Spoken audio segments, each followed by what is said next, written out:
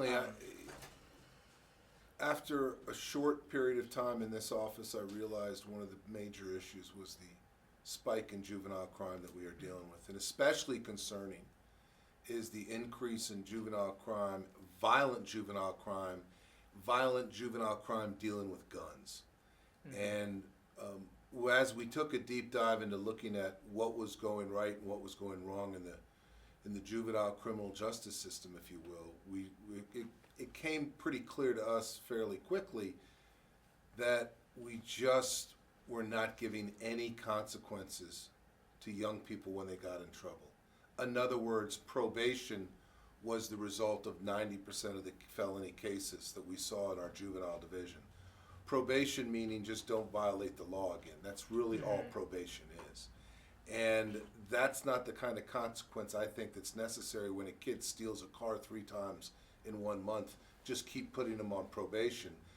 When they don't learn anything from it, then unfortunately, the first time they get consequences is when they steal that car and they shoot out the window a firearm and it goes into a house and kills a 5-year-old. What kind of consequences do they get then? They get life in prison because they're charged with first-degree murder and convicted of that. So, you know, these are things that we need to address, and that is consequences at the early part of entering the criminal justice system so that they don't end up in prison for the rest of their life. That's what I want to avoid. Absolutely. I agree with that. The code, as you've mentioned before in some of your talks, have not been really looked at since that's under heavy scrutiny since like 1993. Is that correct? So you think that needs to change with the times, especially some of these new codes? 100%. I mean, listen, we have not had any meaningful update to the children's code since before the iPhone was invented. We're talking about early 1990s. And our laws do need to reflect the times that we live in. And certainly the children's code needs to be updated. Back in the early 1990s, we weren't having kids going to parties, showing up with guns, getting kicked out of the party, and then turning around and shooting at the house, and having high school students, which I know at the academy, for example, I personally prosecuted that case that ended up in the death of Jada Gonzalez. Mm-hmm. I mean, these are real big issues. People's life should not be cut short. We all know kids are going to make mistakes, but when they make them and there's a gun involved, the results are just horrific and tragic. Absolutely. Yeah, so I was wondering, it seems like you're saying that we need to curb some of this violence and get it in their heads early, that this need some preventative measures. And I wanted to get your take on especially rehabilitative and preventive programs. Are there going to be some in place, especially now that we have these newer or more stricter laws on youth? What is our approach, do you think, now with these changes and also other types of education and programs in order for their well-being? First of all, let me just say the legislature hasn't passed any of the ideas that my office has come up with to make a difference in juvenile crime as far as consequences and changing the delinquency code this far. They have made great strides, I think, in proposing and passing legislation dealing with behavioral health. Mm-hmm. And of course, we want every child, every juvenile who gets in trouble or needs the behavioral health assistance or family intervention assistance to get all of that what they need. That is an absolute priority of this office as well. But we can walk and chew gum at the same time, meaning we can do behavioral health, but we can also have consequences for people that do terrible things. And when I say that, a 16-year-old or a 60-year-old, when they kill someone, they are a murderer. I don't care if they're 16 or 60, they are a murderer. And I know we need to focus on the 1%, the less than 1% of young people that get in trouble. But I also have a job and a priority to protect the 99% of kids who are, for example, just trying to go to school and get an education. No kids make mistakes, and nobody's perfect.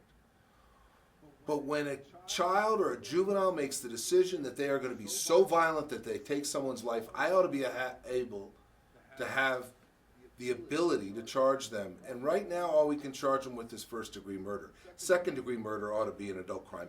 If you're 17 and you viciously rape another human being, I ought to be able to charge you as an adult and protect society and put you away for a long period of time so that you're not out hurting another person. And those are things that we can do. And that's what I'm asking the legislature to do. It's not just give early consequences, but it's also expand the definition of serious youthful offender in the delinquency code. These are things that are important, not just for that child that may be getting in trouble, but also for all the other young people out there and for everyone in our community. No one should have to go to school being in fear of their safety. In the last week, we had 4 kids involving guns on campuses. How is someone supposed to be able to learn if they're worried about their safety because there's some kid making this stupid decision of bringing in a gun on campus? Those are things that we need to address, and that's what we're trying to do with amending the delinquency code. Absolutely. I love how you brought up that, it's not just, like you said, the 1% that are using guns, but the 99% that are being affected by this, and I think that's often overlooked when we're talking about, delinquency acts and carrying guns and whatnot. When you're a senior in high school, you should be able to go to a party on Friday night with your fellow classmates and not worried about being hurt by a gun, by a kid who's high or drunk and makes a stupid decision with a gun. You shouldn't be afraid of that.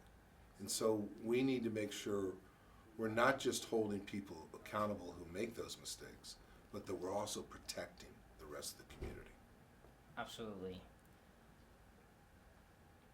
And so I've did some research and I looked into some other places like New York, for example, and Florida, in which they did state some. They had this thing called the Raise the Age Act, where they wanted to, have, as we are trying to do here, raise the youthful offender to now 25, and so that we can hold them more accountable and just create more opportunities to prosecute youth as adult in certain scenarios. And I was wondering what your take is, and if you've ever looked into some of these other cases in the U.S. and were wondering about, how New Mexico is separate, but also similar to other places in America, and what we've learned from, other states and cities' experience with these changes. Well, let's start with the number one premise that we have not even updated in any meaningful way since the early 1990s. As I said before the iPhone was invented, we have not updated at all our children's code, our children's criminal justice system, if you will. If we understand that and we look to other states such as New York, Florida, Utah, which extended the age of jurisdiction up to 25, and the reason we want to extend the age, for example, in the proposed change that we have as far as extending the age, is not to throw away the key on these young people, but to keep an eye on them, because we also know that gun violence spikes between the ages of 18 and 25. We have a whole gun team here in this office that just focuses on that age group and the use of firearms. And so we want to expand our ability, if someone gets in trouble at the age of 16 with a firearm, to be able to keep an eye on them, to be able to, for them to be reported. Right now, once they hit 21, it's over. They're done, they're out, their record's erased, nobody knows what they did, and they're just right back out in the community. Let's keep an eye on them as they grow up, as they become young adults. Let's make sure we know what they're doing. Let's make sure we're giving them the behavior health they need. Let's make sure we are ensuring that they're not going down a path of ending up with a gang or ending up some other way that they're going to be continuing their criminal activity. But do you think that exposing youth, in certain cases, like first-degree murder, I think it's definitely appropriate in How about order second-degree murder? How about someone who actually murders someone, maybe without the willful and deliberate intent? But shouldn't we be holding someone who kills another 16-year-old completely responsible, and also shouldn't we be protecting the rest of the community so that they're not the next victim? Shouldn't we be doing that? I do agree. Yeah. Don't you agree also that we should actually be holding people who rape somebody else accountable and putting them away so they can't hurt anybody else? Right now, if you rape someone at the age of 17, they're out when they're 21. No way. That's just wrong. They need to get the treatment they need, and they need to have a consequence, a very serious consequence because of their conduct. But also we need to protect the rest of the community. I agree with that. And my question is, when the youth are entering a stage in which they're going to be then transferred to an adult prison, and especially say if it's a more minor criminal charge, as if like in possession of a gun, I'm wondering what the statistics of, like, say you're getting 5 times more likely to be sexually assaulted as a youth in a adult prison, also of being worsening mental health, and then if they're let out, they also have a higher chance of just killing themselves in general. So that environment in which they're being brought up in, I'm wondering what you think about that in terms of, is that like a best way for their treatment and their understanding of it? I'm not saying that doing nothing is, but I'm just trying to see, what is the best way? Is that a dead-end path because then they can't, don't have as many opportunities for college and in job seeking as well? And that's why the exact issues you talk about is why it's so important at the first stage, when they get it, when they steal their first car, maybe they're taking a joyride in their neighbor's car. When they steal their first car, that's why a night or two in the detention center, in the D home, isn't a bad idea. Maybe they learn, I don't get to be on the phone talking to my buddies. I don't get to be on the phone talking to my girlfriend. I don't get to have my mom's great cooking for dinner. I don't get anything except this little cell that I'm in, wearing an orange jumpsuit where the food sucks. Maybe they need to learn that.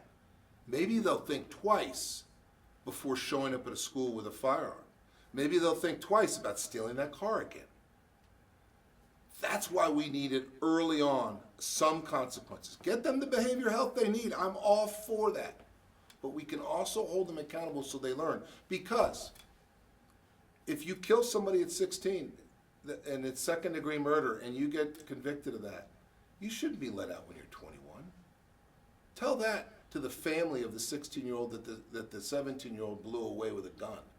We do that every day in this office, unfortunately. We have 25 kids in the D home right now with murder charges pending.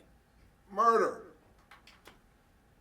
We have got to get a hold of this, and it's not just this office can do it all. It's not just the legislature. It's not just the judges. It's an entire community effort.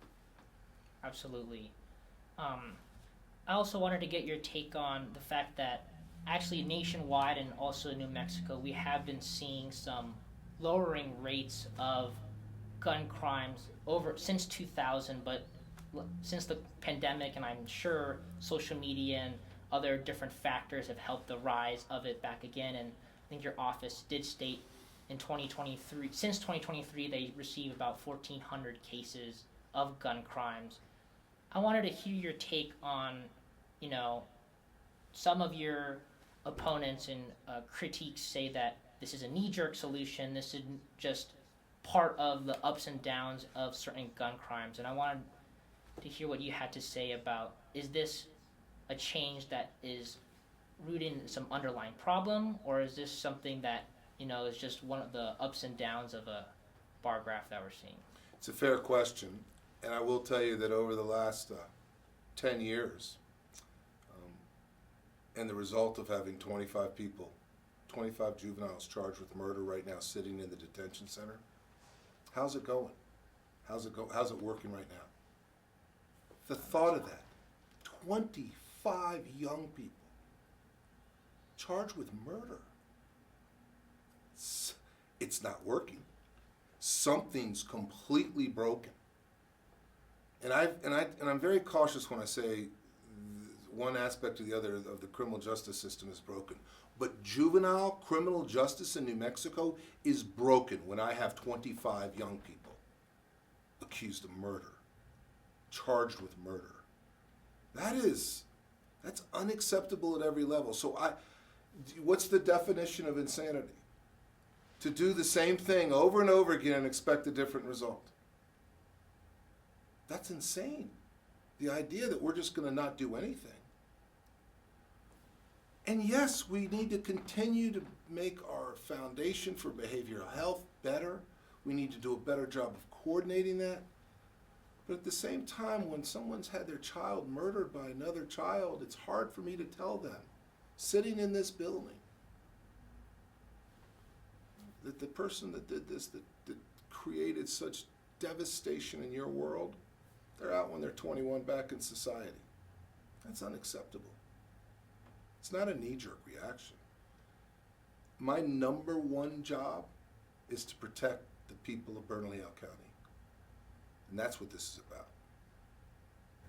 Excuse me, I wanted to piggyback on that. How do you feel about the idea of sort of court-mandated mental health in relation to youth? I know we sort of talk about it in relation to some of the homeless, but I think another solution might be trying to create some avenues for some of these youth to get treatment. So we have obviously placed a great emphasis in this state and certainly in the legislature on talking about mental health treatment, and I am a firm believer that one of the issues we have is the revolving door of people, including young people, being found incompetent because they're not able to help in their defense. The case gets dismissed, and they go out and they create more trouble. They get in trouble again, and they're back in, and then the case gets dismissed again. It's the ultimate revolving door. We see some of that with juveniles, of course. Mental health issues doesn't stop or doesn't start when you turn 18. It's everybody, every age group has issues with that. So I do believe that we should be having judges being able to order mental health treatment for folks. And there's always the balance of people's civil rights and their freedoms, but at the same time, there's always also the balance of we can't continue to let you operate like this in a society that we value our laws and norms and we value the safety of people. And if you continue to commit crimes and you continue to have mental health issues, a judge should be able to order you to get the mental health treatment that you need. Yeah, that actually segues into my next question. If you could expand just on, you said that the Delinquency Act will also put in some more guardrails in protecting youth, and you've also mentioned one as it being a deterrence for them in doing so. Did you want to talk about how these changes also can protect youth in society in that manner? We don't have to look past what's going on the last week in our high schools here.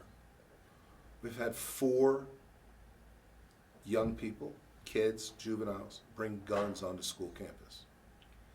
If we don't have some kind of consequence for them, and most of them are right now, we have a zero tolerance policy. If you I don't care if you're 14 or 40, if you bring a gun onto campus, we're going to get an arrest warrant, we're going to arrest you, we're going to put you in the D home if you're a juvenile, and we're going to ask a judge to keep you there until trial. You talk about a guardrail for safety for the rest of every other kid, the 99% of kids that are doing good things or trying to get an education, not perfect, but not playing around with guns. Those young people, we want to make sure they have a place where they can get the education they deserve. And if we don't do something about it, who the hell can go to school and actually get educated if they're scared of being hurt? Not a lot of people. And so those are the kind of guardrails we're talking about. Absolutely. I wanted to ask how do you assess the potential impact of amending the Children's Code specifically for recidivism rates and then reoffending acts? It seems like you've mentioned by placing these more stricter laws that they'd be less likely to commit such acts, but then some statistics also show that by being in such an environment, maybe being in a adult prison or being in certain scenarios where they're influenced by other people that also are repeat offenders, that such a thing may not be true, and they also might get stuck in a certain loop of repeating acts. And maybe some say that the juvenile system is a better way of teaching them in some senses of, not going out and doing that same thing again and again. What is your take on recidivism and rates like that? When someone's 9 years old and they walk up to the kitchen stove and they put their finger on it and it burns them, and they get burned, they usually don't go back and do it again. They learn a consequence, that you can't touch the hot stove. It's kind of the same thing. It's a simplistic way of saying it, but it's the same thing when I talk about consequences.